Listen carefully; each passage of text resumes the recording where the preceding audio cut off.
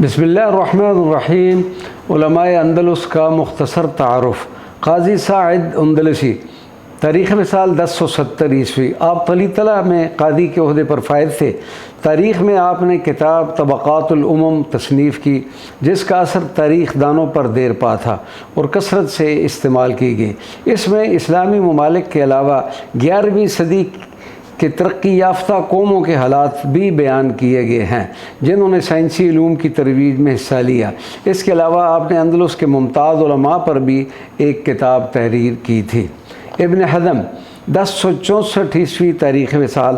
آپ اسلامی اسپین اندلس کے سب سے عظیم مفکر، ادیب، شاعر اور سوانح نگار تھے۔ آپ نے مختلف موضوعات پر 400 کتابیں تحریر کی۔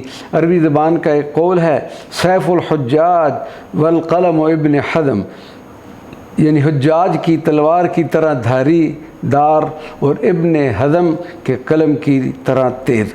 ابو بکر ابن حاج، 1073 عیسوی تاریخ وصال۔ آپ اشبیلیہ کے رہنے والے تھے۔ زراعت پر آپ کی کتاب المقنن سے ابن العوام نے خوب استفادہ کیا۔ آپ کو گرامر اور باٹنی کے علوم پر زبردست گرفت حاصل تھی۔ ابو بکر ابن باجہ، آپ کا تاریخ وصال ہے 1138 عیسوی۔ اندلس کے اس عظیم المرتبت فلاسفر کی پیدائش ساراگوسا شہر میں ہوئی۔ آپ اسٹرانومی اور میوزک کے زبردست عالم تھے، حافظ قرآن تھے۔ لسان الدین ابن الخطیب نے آپ کو اسلامی اسپین کا آخری نامور فلاسفر قرار دیا ہے۔ آپ صاحب تصانیف کثیرہ شخصیت تھے۔ آپ کے ایک فاضل شاگرد ابن طفیل نے بہت شہرت حاصل کی۔ گیلیلیو اور نیوٹن سے صدیوں قبل آپ نے فزکس کے 2 معروف قوانین بیان کیے۔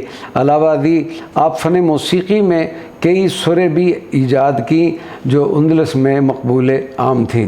یوسف المطمئن، تاریخ وصال 1085 عیسوی۔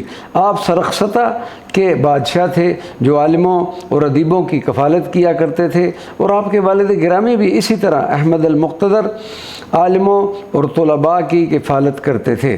آپ نے ریاضی میں کتاب استکمال لکھی، جس کے بارے میں کہا جاتا ہے کہ یہ اقلیدس کی کتاب المجستی کے ساتھ پڑھنا ضروری ہے، لیکن افسوس کہ اس کی اب کوئی جلد بھی باقی نہیں رہی۔